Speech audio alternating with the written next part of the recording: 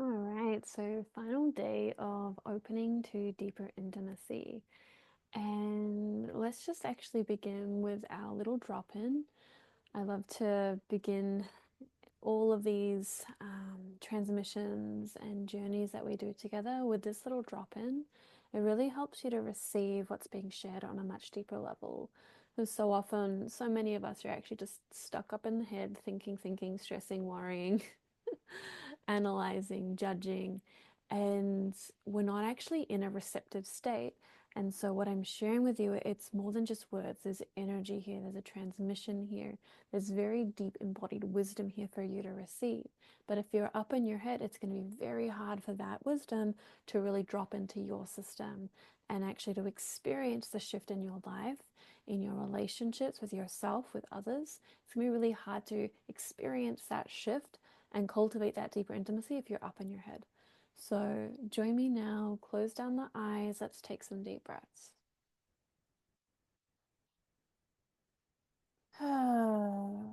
Sighing, toning on the exhale, so supportive.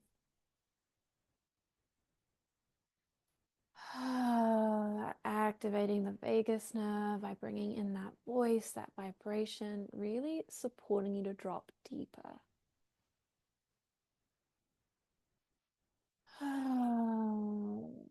Calling your energy, calling your being into this moment, into the present, here and now. Beautiful. Welcome, beautiful ones. Thank you.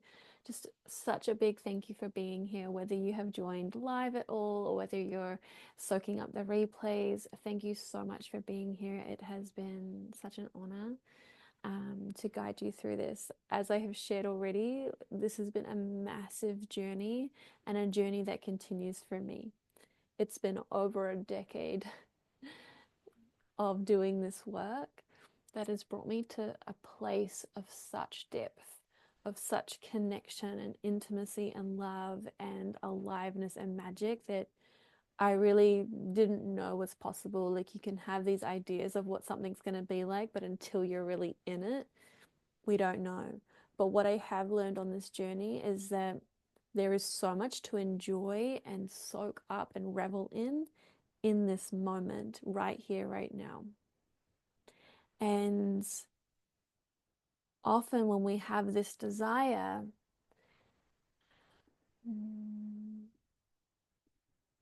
give me a moment.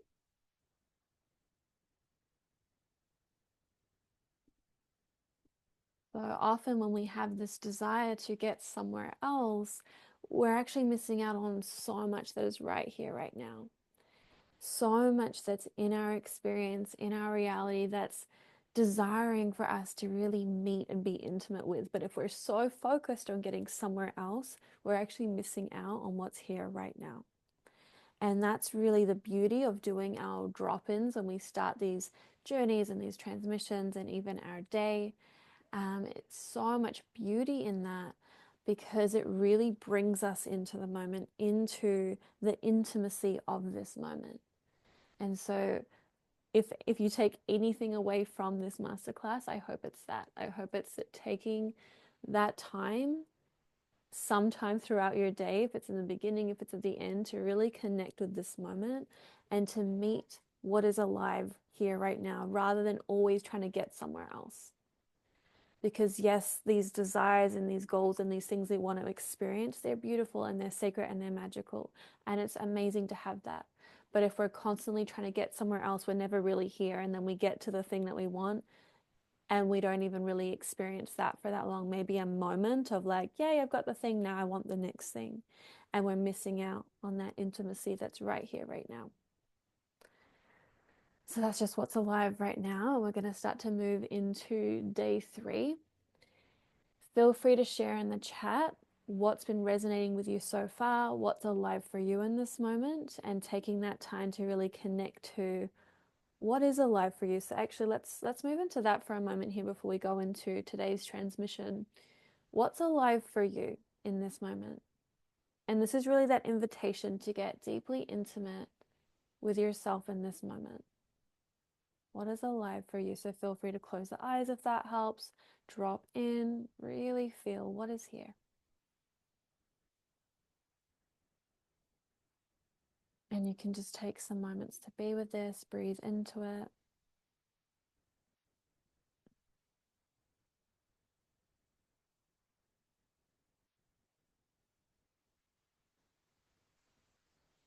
Allow yourself to feel it. The sensations that are here, the emotions, whatever is alive for you, allow yourself to feel it. Noticing if there is any part of you that is resisting connecting with what is here, being in this moment intimately. And can you be with the resistance intimately?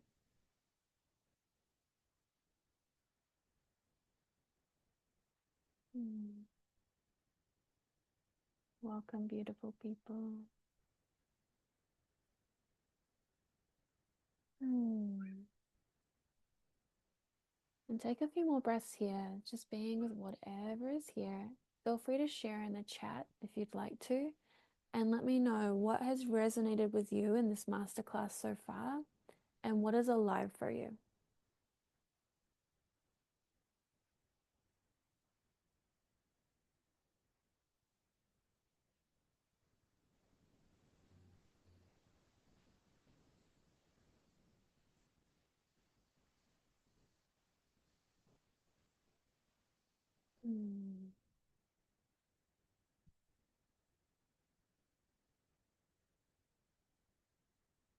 And something that I've really noticed for me that's been really alive for me throughout this journey is such a calmness and an acceptance. So often when I'm running something like this, like a multi-day experience, there's a lot of excitement, there's a lot of stuff that comes up for me. I'm moving through my own journey alongside you, and I always say that whether it's a free offering, a program, a one-on-one client, I'm always moving through my own experience and my own evolutionary journey in that. And it's really fun to co-create and to journey together in those spaces. And for me, in this particular masterclass, I've noticed such a deep calmness and acceptance. And even yesterday, we had some screaming children in the background, and it was like knowing that it's okay for me to be here in this space with you, and knowing that that's taken care of, and just being in the okayness of that. Previously, that might have felt really unprofessional, or I would have felt really overwhelmed by it, but it was like, you know what, this is the situation, and it's being really intimate with the sensations that come up and noticing how much more intimacy I'm leaning into myself as we go through this transmission and this experience together. Noticing how deeply I can be with the parts of me that are experiencing sadness and grief and anger and laughter and joy, and just really being with it without buying into any story around it. Like it just feels like leaning into that on a much deeper level. So that's what's alive for me. Morning, Lara Rose, jumping in on day 3. Have been traveling the last couple of days. What is alive for me is the need and desire to slow right down. There's been a lot of rush and moving in the last few days. Yeah, thank you for sharing. And this really is an invitation into the slowness. Um, so many of us are just fast paced, go, go, go, go, go. And there's always something to do, somewhere to be. And then it's even amplified as we come into the final month of the year when it's holiday season and there's Christmas and everyone's going manic at the shops. And it's like, it's really funny as well when everything closes for like one day and everyone just freaks out. It's wild, but even the energy in the air, like we can often feel like there's a bit more of that anxiety energy in the air, and like I've got to tie up loose ends, I've got to do all these things before we close the year and come into the new year. And it's like, what if actually we were able to invite ourselves into that slowness, into the slowing down? What's really fascinating is when I'm working with clients, I'm inviting them to slow the fuck down. and to go in and to breathe and to notice and to just be with their experience. And in that, how much they actually reclaim their time. So we kind of think if I slow down, I won't get as much done. But actually, when we slow down, what happens is we become more efficient. Like we find the fastest route rather than kind of chasing our tail. And it actually speeds up time when we're chasing our tail. When we're in the slowness, we actually can work with time, and it's like time slows down and we're able to get more done, but in a more calm, enjoyable way. And the same with when it comes to intimacy. If we even look at sexuality, when we're connecting intimately with our partner, when we actually slow down, that's when we're able to experience more pleasure. That's actually what allows us to open to receive. That's actually what allows us to expand in pleasure and orgasmic bliss. When we're trying to force something, when there's like this big goal or expectation on the table, it actually can prevent us from going to that depth. If we want to experience the magic in sex, the healing and the transformation available when we're connecting intimately in that way, it's through the slowness. And this has been a painful process for me because I have also been like, I just want to get things done. Like, let's go, let's go, let's go. Like, I don't have time to just freaking take my time to do these things. And especially in sex, it kind of felt like there was a destination. We had to get to the climax. We had to get to that place. And there was always this conditioning and this feeling of pressure, like I've got to get somewhere. And if I take too long, I'm failing, as if like faster is better. And that was in all areas of life. It was in relationship, in sex, in marriage, and kids, and business. It was like the faster I get there, the better I am, or the more successful I am, or whatever it might be. What I have learned is it's actually in that slowness when we take our time. If we think of like the tortoise and the hare, it's like the slow and steady wins the race kind of thing. And so it's in that slowness that we can actually start to feel more of the pleasure, more of the bliss. And what I've noticed, even though it feels counterintuitive, that's actually what gets you to where you want to go so much faster. And it's releasing that attachment. So I know we're kind of going a little off topic, but it just feels really alive right now to speak into this. Um, really coming into that slowness is so essential. And that's actually such a key piece to experiencing that deeper intimacy. So even if we can start to invite that in small ways, because sometimes, especially for me, when we start to look into human design, which is part of the topic for today, I've got a lot of shit going on in my chart. Like I've got all the motors, I've got the manifesting generator, I've got the channel of busyness. Like there's a lot of energy and there's a lot of busyness in my chart. There's like I've got shit to do and I've got places to go and I'm got a lot going on. But in that, it's actually very key for me to slow down. Otherwise, I skip the steps that I'm not, that's not really supportive, and I've got to circle back around. And so there's ways that we can work with our system, with our unique blueprint to invite that slowness, but also to still be in alignment. Like there's still going to be a quickness with me. There's still going to be um, like a lot of energy, but there are ways that I can invite that slowness in to really come into that deep connection. And really, it's the slowness that allows us to go faster. So when I slow down, when I wait to respond, when I feel into my yes and my no, and I do my embodiment practices, that's when I get like the intuitive hits and the knowing and like, this is what's a yes for me. Now I'm ready to initiate and go and run and create and have fun and play, and noticing when I'm actually just being busy for the sake of being busy to avoid and distract, and when I'm being busy because it's actually filling me with life force, with energy. So it's not about just being slow and kind of laying back all the time, unless that's what you want to do. It's just actually how can I invite in slowness into my life, into my relationships, into sexuality, every area of your life, just that little bit, to really revel in the experience, to have that deep, intimate experience with your life. Hmm. Welcome, Kate. All good, arriving on the last day. You're so welcome here. Cam, what's going on for me is the idea of being sensitive, receiving the energy from someone, but it doesn't always match their words or actions, or maybe the words are unsaid. This can be confusing for me when I'm still trying to learn what is my energy and what is their energy. There could also be projection of my energy onto them. Not sure if that makes sense. Yeah. So definitely I'm feeling like human design is really powerful here, of like knowing what's my energy and what's theirs. The really cool thing with human design as well, when we have if you look at, if you can actually bring up a free chart, and I'll pop a link in yeah, for you guys to have a look at that at some stage. But you'll see there are 9 centers, so we are 9-centered beings.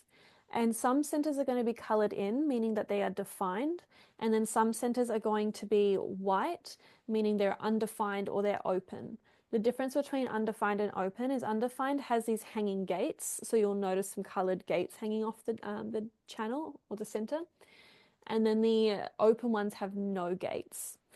And all it really means is that the ones that don't have any gates are more amplified. They're stronger in those qualities of having the undefined center. And those white centers on your chart, these are where we're pretty much an empath. So the classic empath is the beings that have an undefined emotional or solar plexus center. And what that means is we're taking the energy in of another.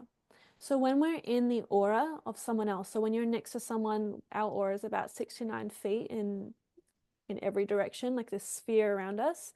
When we're in someone else's aura, it actually impacts our chart, and it actually creates a whole new chart. And so we start to take in the energy of that other person in those undefined centers. And this is how we gain wisdom. Yeah, beautiful. And it's quite fascinating. Like, I've only got actually one center undefined, and in that it actually amplifies. Like, I have been fixating on that undefined center for most of my life, and as we become aware of our charts and what's really going on, it's what I have found. It gives so much relief. It's a permission to be yourself. It's like a deep understanding of like, oh, this is why I am the way I am, but also so much power in knowing who you are and your soul blueprint and how to operate and navigate through the world in more alignment. So we'll go a little bit into that, and I also want to look at a little bit the how we can actually be in deeper intimacy with others. So we're all in relationship in some way, whether we have a romantic partner or not. We are tribal beings. We are here to be in connection with others. But what can happen is when we are maybe unaware of how others impact us, or when we have a lot of this unresolved, unintegrated trauma and these beliefs, we can make these connections from a place of like trauma bonding, and essentially like we're attracting people into our life that give us the opportunity to heal. And that's why we can often find ourselves in what we might call toxic relationships, or relationships that maybe bring up these different things. They trigger us. There's these things that they start to bring up. That's what I spoke about in, I believe, one of the days anyway, about how triggers are these gold mines. This is really how we can start to see what is unintegrated for ourselves. So relationships are such a potent place for healing and transformation, but they're often very confronting and uncomfortable. And if we don't have the tools or the support, we can get lost in the triggers, in the stories, in the patterns. And then we kind of, maybe we leave the relationship because it's not working. And then we just find ourselves in the same kind of situation, whether it's like another partner that has the same patterns, or maybe it's in a friendship, or maybe it's in a business relationship. We start to notice these common themes showing up. When there's that common theme, it's like, oh, there's something here for me. What can I learn through this? So often doing this work will actually drastically shift your current relationships, but at the same time, it's not condoning the behavior of another. So that's when it comes into like setting your boundaries and knowing what your needs are and how to express those from a heart-centered place rather than an emotionally charged triggered place, because when we come from emotionally charged, it just creates defensiveness, because the other that is receiving your emotional charge is going to feel the attack of that energy and go into defensive mode. So what we want to do is start to become very intimate with our own experience, our stories, our projections, our feelings, our needs, our triggers. And that's actually where our work is. So as we start to integrate the inner children, integrate the pain of unmet needs, release these limiting beliefs, and really come into the truth of who we are, that's when we can start to consciously relate with the other. And it's not about you having to do absolutely everything in order to have this beautiful relationship. You're going to notice milestones and things shifting along the way. Like I said, we're never going to be done on this journey. There's always going to be more to explore, more layers to move through, more to receive, more to learn. And that's the abundance that we get to experience. So if we can start to shift it from, oh, there's more to do, like, when is it going to be done, to like, wow, what else is here for me? With our triggers, there's another trigger. Wow, there's more to learn here. If we can start to come from that energy of like, what is here for me, and coming into that curiosity, it drastically shifts the experience. And it allows you to lean more intimately into your experience, meeting the parts of you that are showing up. And as I shared yesterday, the way that we know that we've integrated an inner child, a wound, a trauma, a piece, is that there's less or no emotional charge or trigger around that situation anymore. So someone can do or say that something that would usually trigger you, and you're like, oh, I actually don't feel triggered by that. Still doesn't mean it's okay. I can affirm or assert my boundary or my needs or have that conversation. But even in having that, it's a lot easier to be like, hey, actually, that's not okay with me. And we're not coming from an attack. We're not blaming or wronging that person. We're just like, hey, it's actually not okay with me. And so where they're going to feel and receive that very differently than when we've come at them before with maybe our fight or our flight or our freeze and our kind of survival response, where we really get stuck in those patterns. We're going to find that this is coming up for me, this is what I want to share, and we can move through it rather than getting stuck. All right.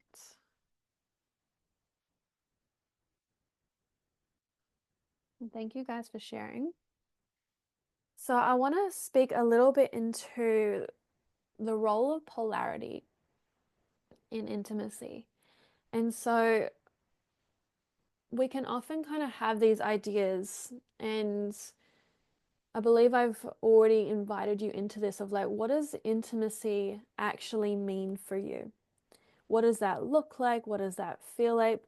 So often these words are going to come with conditioning of what intimacy is. So I invite you to share in the chat, if you feel to, what is intimacy to you? What does that look like? What does that feel like?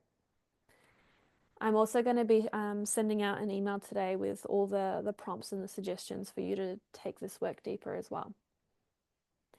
So for me, intimacy previously, I would have seen this as like being in togetherness and closeness with my partner. I wouldn't have even seen it as self-intimacy. That wouldn't have even been a thing to my mind. Intimacy to me would have been me being connected and open-hearted and being sexually intimate with my partner. That's what it would have been. Whereas now it's like the intimacy, as I've been already talking about, which makes sense why it was so alive, is like the intimacy with my experience. How intimate can I become with the anger and the fury inside of my body? The fury around years and years and years of unmet needs, the fury of being shut down, and the good girl conditioning that I received, and I believe a lot of us received, not just women, but also men have received their own conditioning, and the fury around that. How intimate can I be with that emotion without necessarily losing myself in it and needing to lash out in some way? How intimate can I be with the grief? How intimate can I be with my joy and my pleasure? How intimate can I be with the part of me that resists and avoids and numbs out? How intimate can I be in play? How intimate can I be as a mother with my children and being in that deep closeness, really allowing them to fully see me and for me to really see them and to be in that full presence when I'm in their presence with my partner and in sexuality, in conversation, when we're having the tough conversations, how open can I remain and calm and really present in those situations, but then also still allowing space for all of the triggers and the emotions to be there. So, really feeling into what is that intimacy for you? If you were to open to deeper intimacy, what would like turning that up, say 5%, look like? If you were able to open up 5% more in this way, what would that look like? What would that feel like? And then as we start to become aware of this, we actually start to open that door. We start to invite ourselves into that deeper intimacy. What could this look like? What could this feel like? And we'll do a little practice at the end of today as well to actually go into that. And we'll explore with the five senses again and start to really lean into what does this look like and feel like.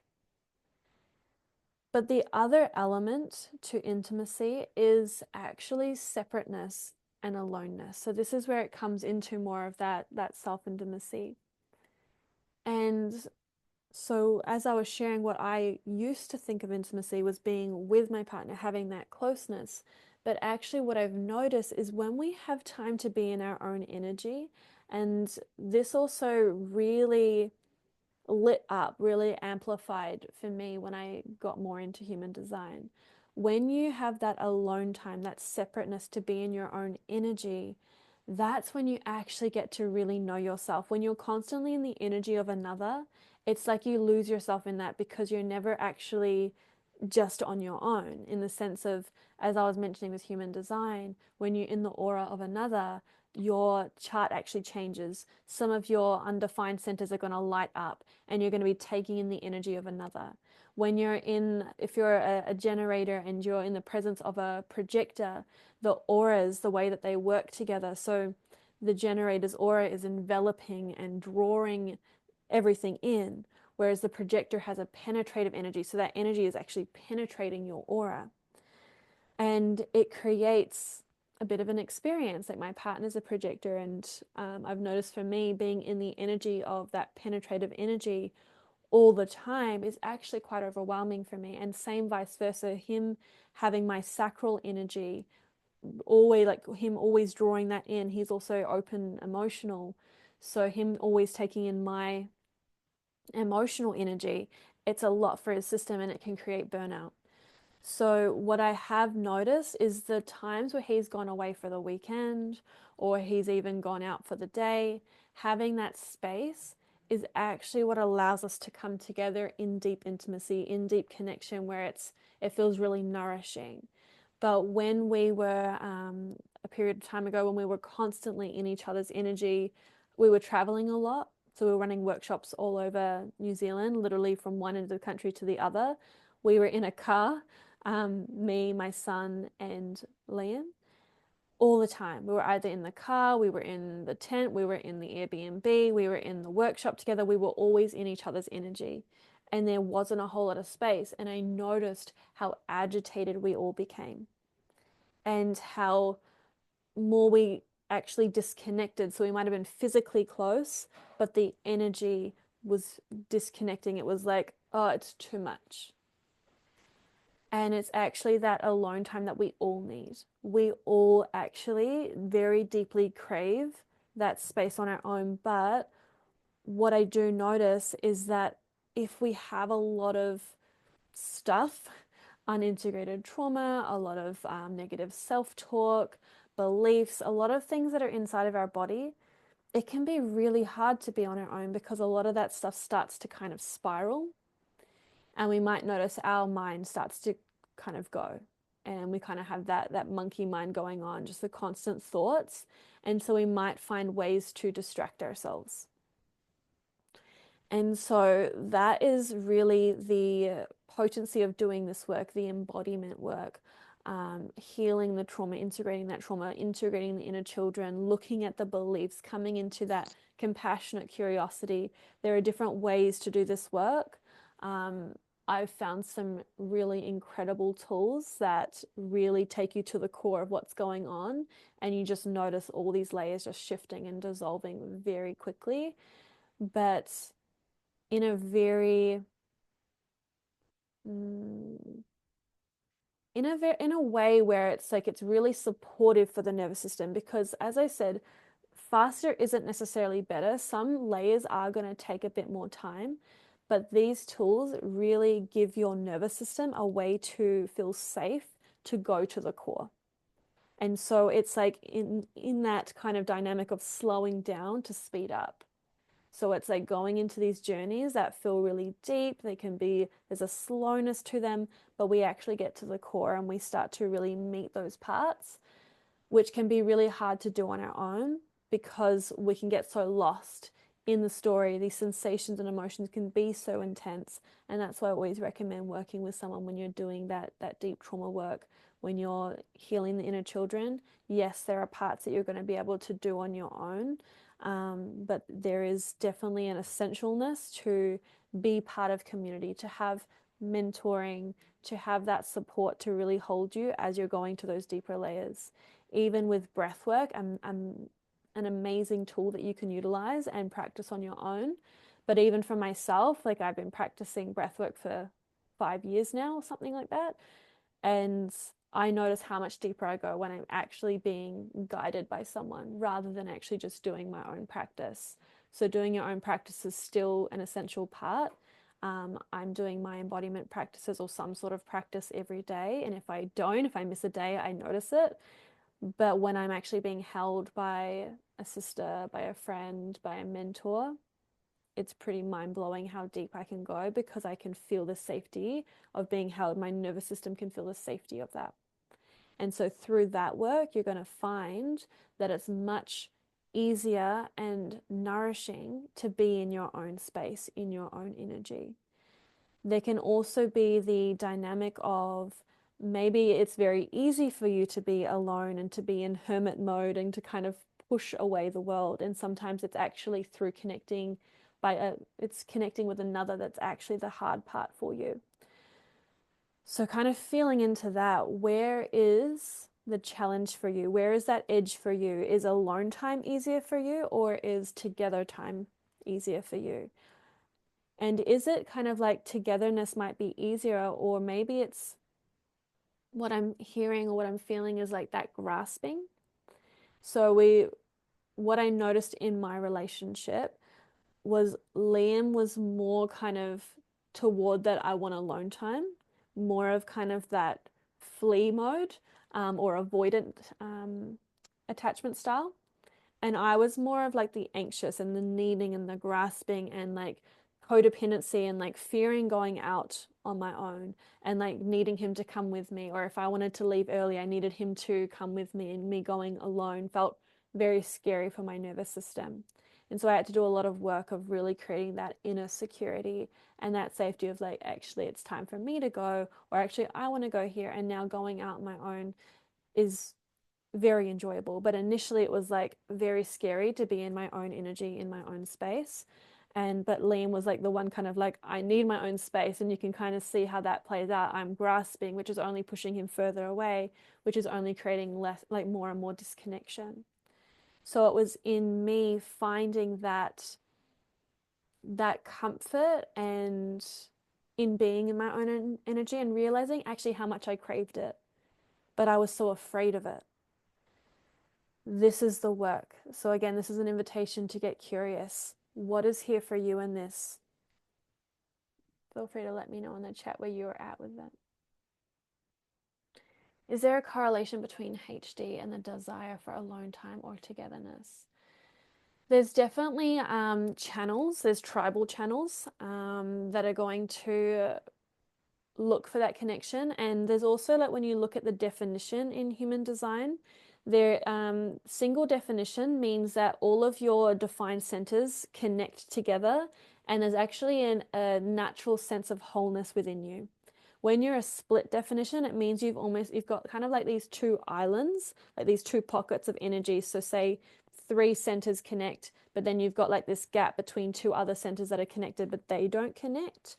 And that's where you might be looking for someone to kind of bridge that gap for you. For me, I'm a triple split, so I need multiple bridges to connect all of my centers. And so for me, there's actually a need to go out into the public aura, meaning like go to a cafe, go to a gym, go to somewhere where there is like a group of people. I don't necessarily have to talk to anyone, I just need to be in the energy of that. So I notice when I go to a cafe, I can just sit and be in my own energy and I'm like inspired, I can work. It's funny because Liam can't focus in a busy cafe, whereas for me, I just feel this tunnel vision. I'm working, I'm writing, I'm so inspired. I can write blog posts, I can do so much because that all of my centers are bridged because all these people are around me. So that person could be bridging that gap and that person is bridging this. And it actually allows all of my centers to connect. It's very cleansing for me because all now like my three islands of energy can communicate with each other. So my head can communicate to my intuition, can communicate to my desires and my emotional center, and that energy can flow. So it's very important for me to actually go out into the public aura. Whereas someone that's more like that split, they might only need one person to bridge that gap, and they could actually maybe feel more called to connect with a friend rather than going out into a big group. They might feel more like that kind of individual connection. Um, Also, with triple splits, there is a big need for variety. So, when I'm in the aura of my family, I will have my bridges connected, especially with my daughter. We actually bridge each other's triple splits, but I need variety. Otherwise, I experience this agitation because there's stagnant energy. I'm only getting the same bridges and the same connections every single day, and I actually get very irritated. So I can see when I go to the gym or the cafe how much better I am to be around when I come home. So, yes, there's definitely lots of things in HD that you can see, but we all still need alone time and togetherness. And when it comes to relationships, there's this, I guess, the norm is to share a bed. If you're living together, you're in the same room and you're sharing a bed. Human design talks a lot about sleeping separately. And I don't necessarily think it means you have to sleep separately all the time, but definitely having that ability to maybe even a few times a week to be able to sleep in your own energy so you can wake up in your own energy and wake up as yourself.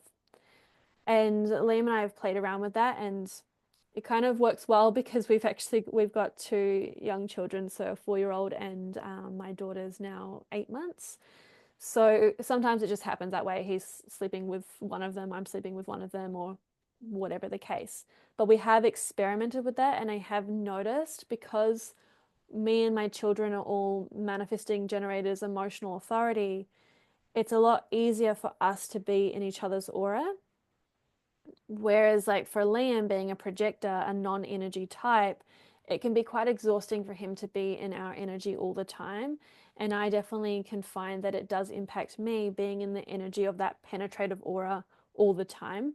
And also, the undefined and the defined centers play and dance together in a certain way. So it is really supportive and nourishing for all of us to have alone time.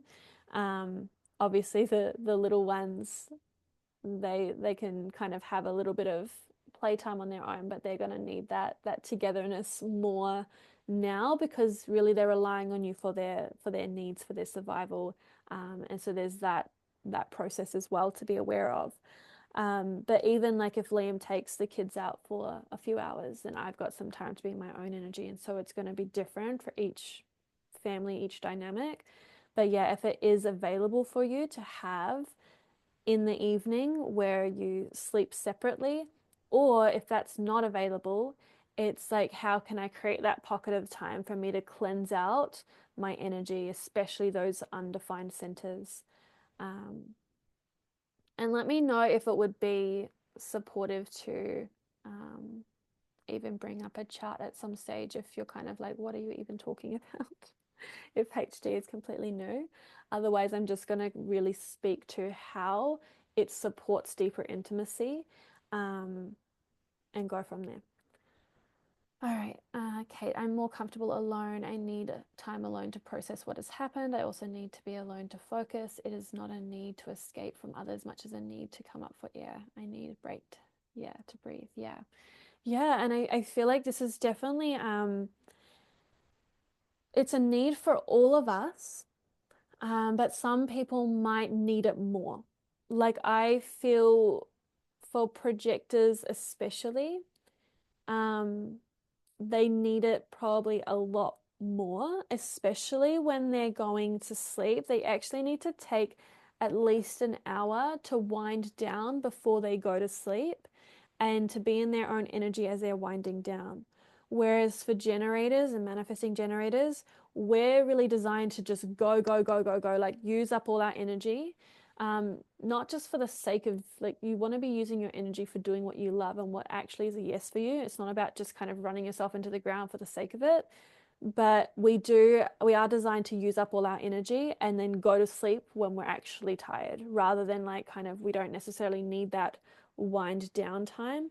But at the same time, we all still need elements of relaxation and slowness and nourishing activity. So it's not about just kind of running ourselves into the ground and doing stuff that's not out of alignment. We can use our energy for embodiment practices. We can use our energy of going for a walk. We can use our energy to read a book. So I'm not saying just kind of like busy, busy, busy, but we are designed to use our energy. And so being mindful of that as well. All right, so that's really what I would invite you, like, this is all really an experiment. I invite you into the experiment of playing with this alone time and togetherness and what supports you to have more nourishing, intimate together time. Because if we're just kind of being together because we feel obligated or we feel like we should, or we're doing something because we think we should, it's not actually going to foster that deep intimacy. It's not really going to support that. So noticing when we're kind of just like doing the togetherness because we think we have to, and how can I actually invite in more intimacy? Or when we're in conversation and we're just having the kind of conversation that we think we should have, or just kind of, I don't really like small talk. Small talk's not really my thing. I like to have more of those deep, soul nourishing conversations, and noticing when I'm kind of going into a bit more of a ramble. Like sometimes I'm kind of processing out loud and I can be rambling, and getting curious about that, of when am I maybe avoiding intimacy by rambling. And then same with alone time. So just really experimenting with this, noticing if it's hard for you to have that alone time, and how can you just maybe take 5 minutes or 10 minutes or 20 minutes and just slowly build that up.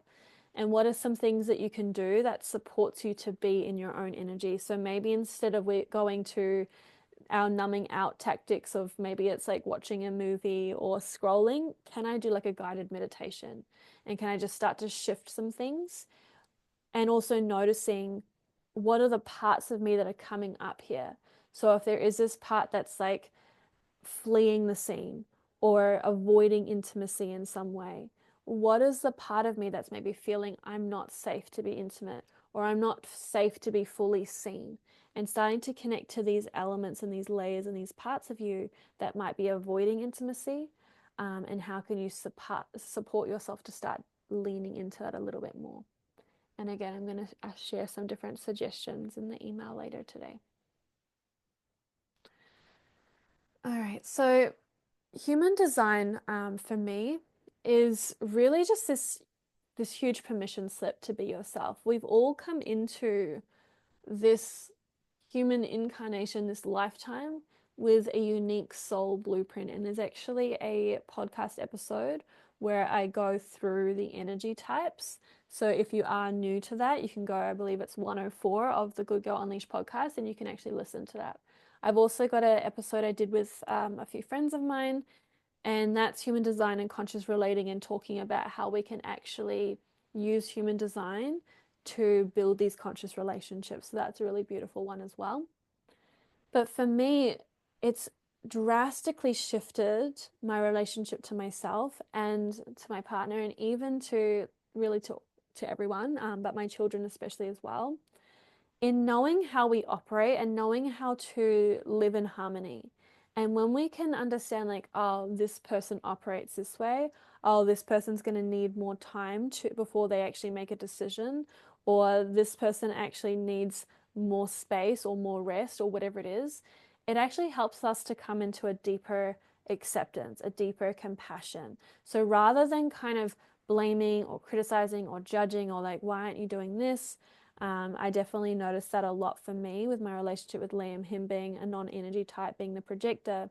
He doesn't have as much energy as me to do so many things in a day. But he does have really beautiful gifts of how to be more efficient to get things done more efficiently and maybe more quickly, or actually better than maybe what I would have done because I've kind of just rushed it. And so there are beautiful gifts and challenges of all energy types. None are better, none are worse.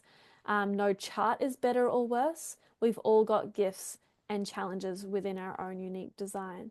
And that's really what we've chosen on a soul level to come here to experience. So it's not about like, oh, I wish I had this, or like this sucks that I've got this going on, or we've all got stuff, and we've all got this beautiful experience to have. Human design just helps to give you that understanding of how you operate, how to make those aligned decisions, and how to bring you into deeper intimacy and harmony with yourself and with others. So what I've found for me is by understanding myself, there's been such a deep level of permission, like just to be me, also how to live in alignment, but then also to be like more accepting of Liam and how he operates. So it's dissolved a lot of the triggers, it's dissolved a lot of the judgments, and it's brought us into deeper harmony. So that's what I love about human design. So I highly recommend for you, if you haven't already, to pull up your chart. When you start to look into human design, the challenge with it is that there are so many complexities, there are so many rabbit holes you can go down with it, but there is also a simplicity. It always comes back to strategy and authority. No matter how deep you go with it, it always comes back to strategy and authority. And if you go through those other two episodes and if you look up your chart, what I'm sharing with you here, it's going to make so much more sense. And then if you want to go deeper, I do offer human design readings where we'll actually sit together and look at your chart and see what's going on. We'll look at the strategy, the authority, all of your centers, some of the channels and gates to give you more of that deeper understanding of yourself and how you operate. But you can also look at your partner's chart and you can see how you harmonize, and you can also see where you're going to have challenges in your relationship, and you can, in that awareness, you can start to work with it rather than fighting against it. So often we don't understand what's going on, why we're triggered, why we're clashing, and a lot of this can be seen in your chart, but it's also looking into what's beneath the surface within you and within them. So the conditioning we receive, the trauma that we may be holding on to, the beliefs and the stories. But human design, I noticed, helps us dissolve a lot of these stories and gives us so much understanding, so much power to move forward with. All right, and the other cool thing with human design is you can actually bring up connection charts, and you can actually see what chart you and your partner or whoever you want to, someone that you connect frequently with, you can see the chart that you create together and how that can be harmonizing and how that can be challenging. And yeah, there's a lot of beauty in that. There's a lot of insight and a lot of wisdom that we're gaining by being in the aura of another. All right, so I want to move into um, yeah, I want to move into the embodiment practice for today. Mm.